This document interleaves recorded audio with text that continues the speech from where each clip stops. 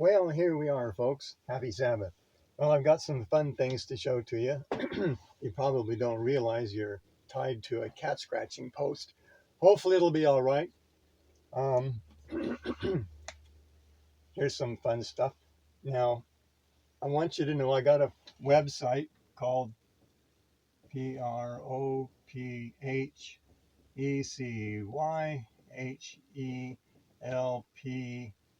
plural 101.com, also a .us. The US one is the one that's working now. I'm resurrecting the .com. So I want to show you the some tidbits of Bible principles. Jesus says that he's the Alpha and Omega in Revelation 1 there, the first and the last.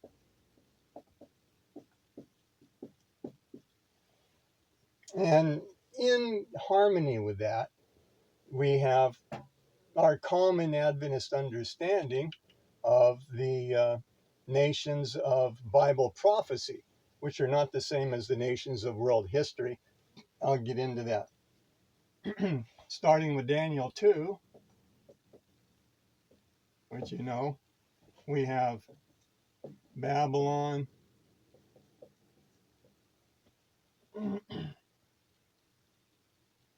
which is parallel to Papal Rome.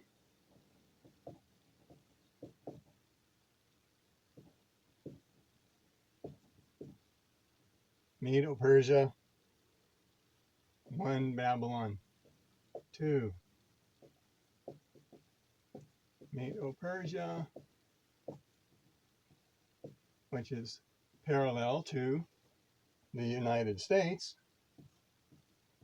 because it's a two-part country, and the USA is a two-part country, republicanism and Protestantism, with a separated church and state.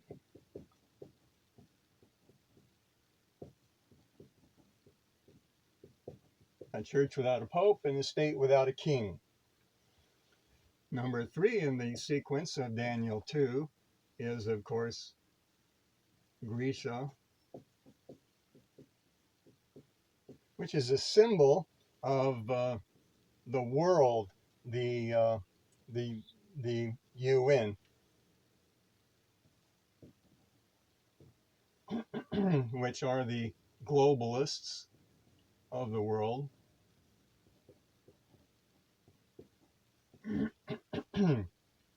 Well, which are pagans, and actually most of them worship the dragon, the Oriental countries especially, dragon worshippers. So after Babylon, Medo-Persia, Greece, Rome, pagan Rome,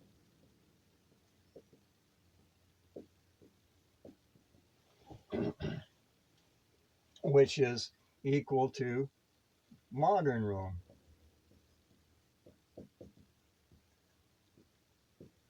At the end of the world. Then and that was as far as the Millerites ever got with it. But now we understand that the fifth nation is Papal Rome.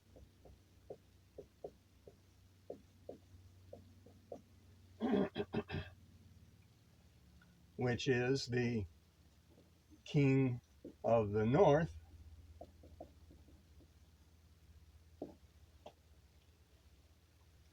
in Revelation 16:13. It's a part of the threefold union, 16:13,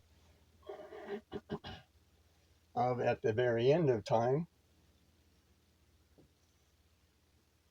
6, the USA, which will be passed up or taken over by the United Nations, not soon after Trump's election. And then, of course, number 8 is modern Rome.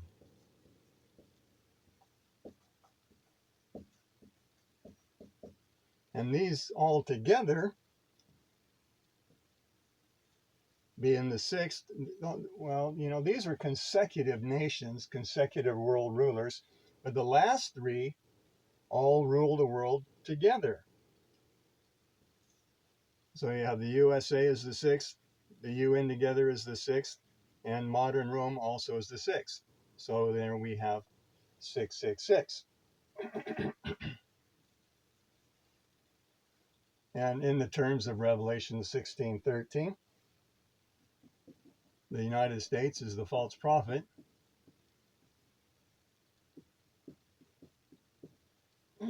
Excuse me. And which is also in Revelation 13, verses 13 and 14. The United Nations is the dragon power, the atheistic dragon power. And then, of course, modern Rome is always the beast.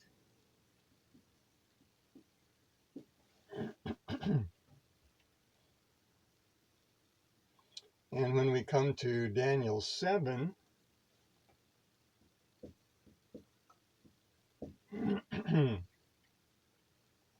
Rome,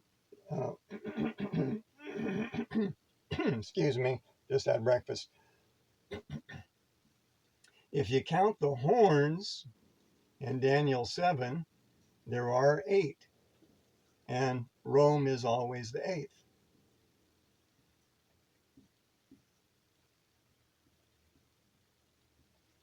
Oh boy, I'm getting at a bad angle. Rome is always 8th. So, see, I was going to say something about the kingdoms of world history are not the same as the kingdoms of Bible prophecy. In world history,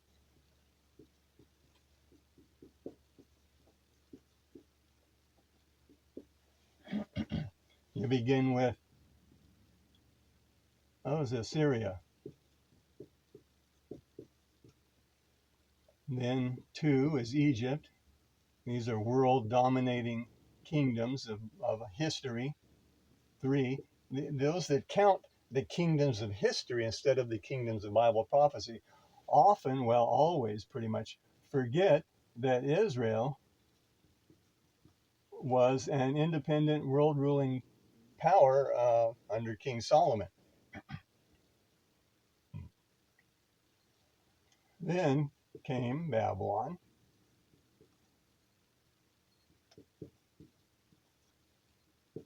5, Medo-Persia. 6, Greece. And then number 7, pagan Rome. And the 8th is always papal Rome.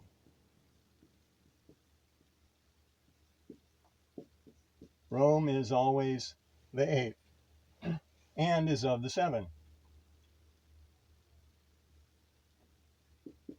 The 8th is of the 7. This is the riddle of Revelation 17. The 8th is of the 7. And this turns out to be a pattern that repeats really quite a lot in Bible prophecy and history. Now, if you look at prophecyhelps101.com or US, article number 51, I'm going to guess I'll put it over here.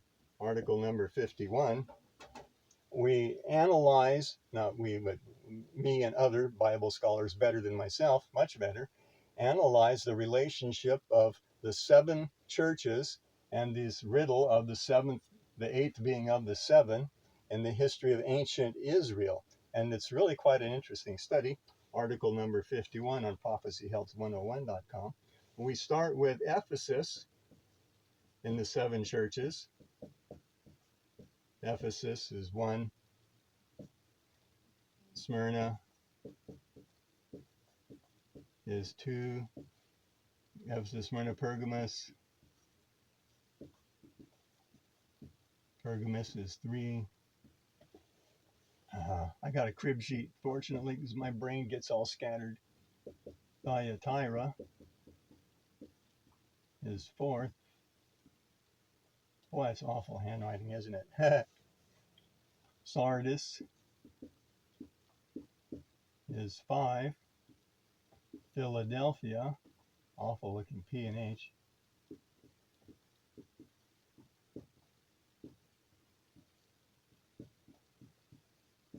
Philadelphia, the Church of Brotherly Love, is 6. And then, of course, at the end is Laodicea, that we read about in Revelation 3. Whoops. Yeah.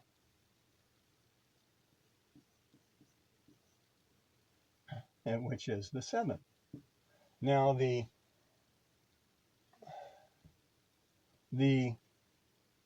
Laodicea cannot be saved.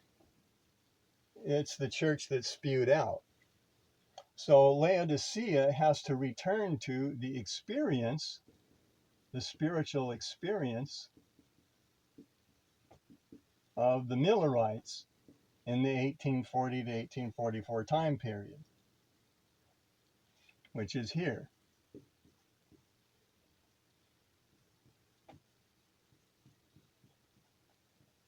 So Laodicea has to return to the experience of the Millerites, the church of brotherly love.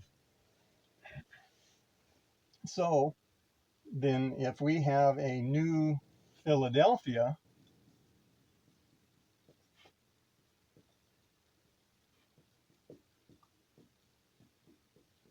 over here at the end, then it's the 8th and is of the 7. So this riddle of Revelation 17 applies to the 7 churches. Over here we have, they're going to be the 144,000. The 8th, which is of the 7. Now, Laodicea was noted to become so in 1856. And at that time, God tried to revive the faith of Laodicea by sending them some messages, letters, articles that were printed in the Review and Herald by Hiram Edson. I don't remember how many it was, but only a few of them were printed by James White in Review and Herald. But the main thrust of Hiram Edson's articles, Hiram, Hiram Edson, the Whites thought so highly of him, they named their first son Edson. Wrote about the 7 times of Leviticus 25 and 26. Now, the 7 times is also known as the 25-20, but you were familiar with the Sabbath of the week law, but the 7 times in Leviticus 25 and 26 is what we would call the Sabbath of the Sabbath of the land, letting the land rest every 7 years. Well, Israel never did that, so they fell under the curse, which Daniel referred to, the curse of Moses. Boy, that's an awful F. Moses,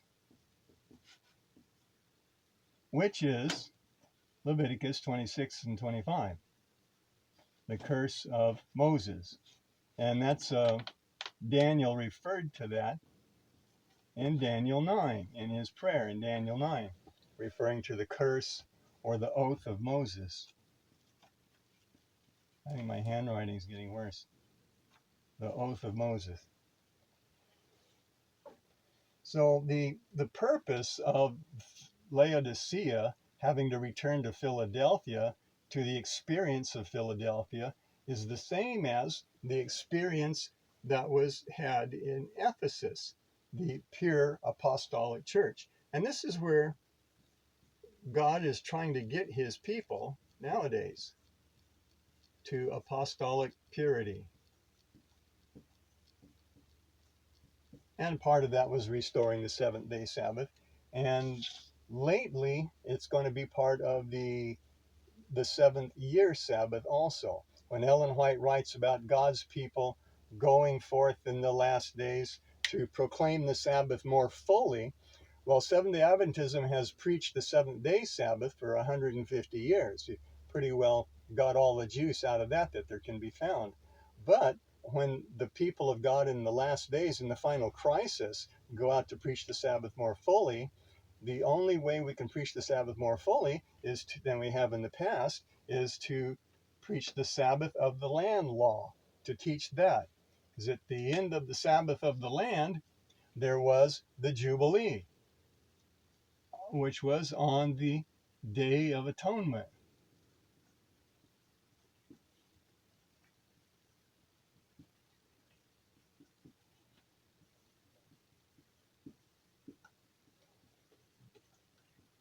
And we believe we're in the anti-typical Day of Atonement now. That's why we abstain from certain foods. It's a symbol of fasting, the antitype to the fasting the Israelites did during the Day of Atonement. So at the time of the end, the crisis that's coming, we read about it in Great Controversy 266 and 7 and thereabouts, where Ellen White says that 1798 is the time of the end.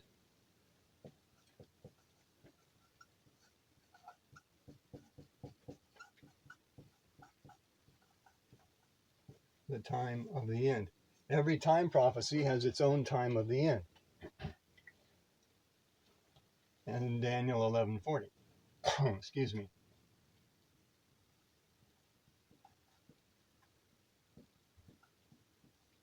Now we can read a whole lot of articles about Daniel 11:40 and the time of the end in on the website called Future for America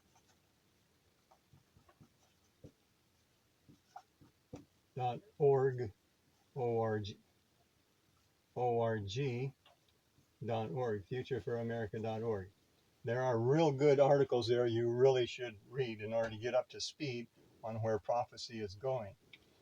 So in 1798, the king of the South, which was atheistic France at that time,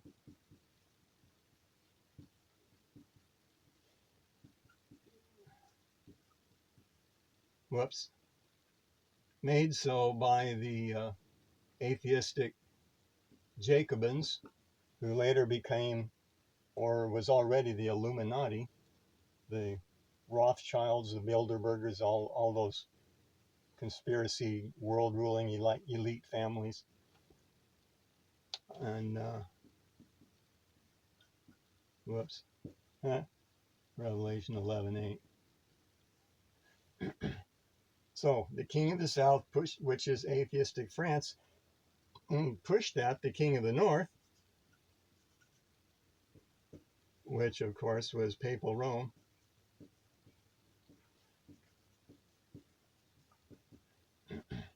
and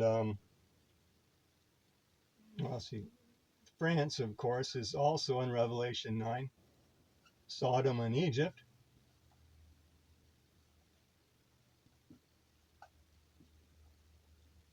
The atheism of Egypt and the licentiousness of Sodom. And France is a lot that way still today. So what happened? Papal Rome, the king of the North, together with the army of the USA,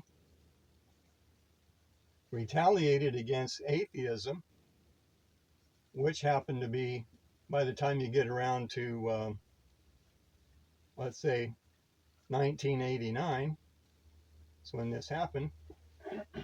Papal Rome and the USA, not E, what am I saying? And the armies of the USA took out atheism, as it had resurrected, it moved from France to Russia in 1917, the Russian Revolution, the atheism of the USSR,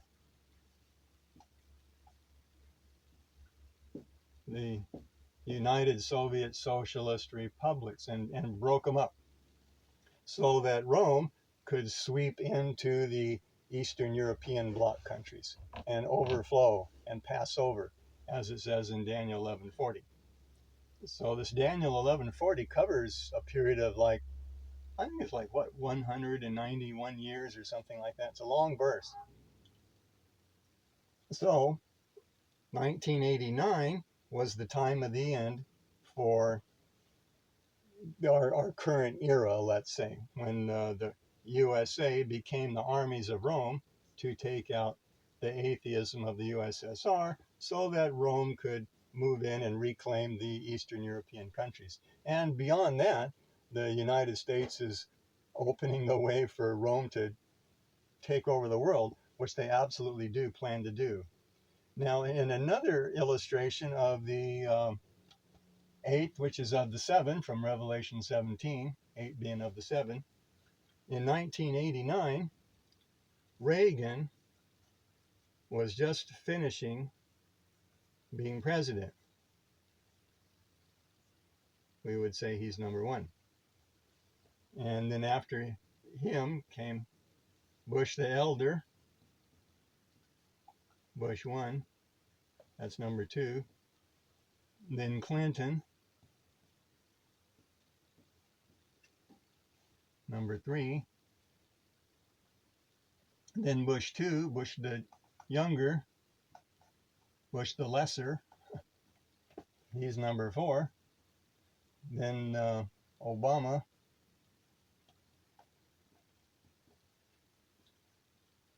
he's number 5, horrible looking 5.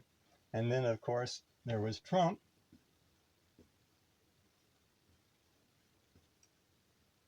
number 6.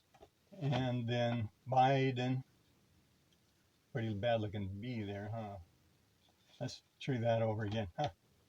Okay, Biden. And Biden is number 7.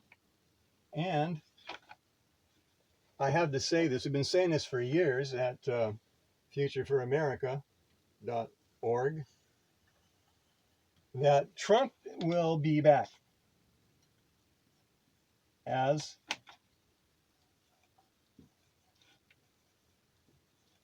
the 8th, blew that. Well, if that's all I blow, I'm still doing pretty good. Trump is the 8th who is of the 7, because he already was there once before. So absolutely, Trump is going to win the presidency, not Kamala Harris, the governmental DEI, diversity, equity, and inclusion hire, who doesn't hardly know which way is up. I don't know how she got to be a district attorney somewhere in New York. But anyway, Trump will be back, and he is going to fulfill the role of Xerxes, and Xerxes at the end of Medo-Persia, and of Alexander the Great in Grecia, which is worldwide.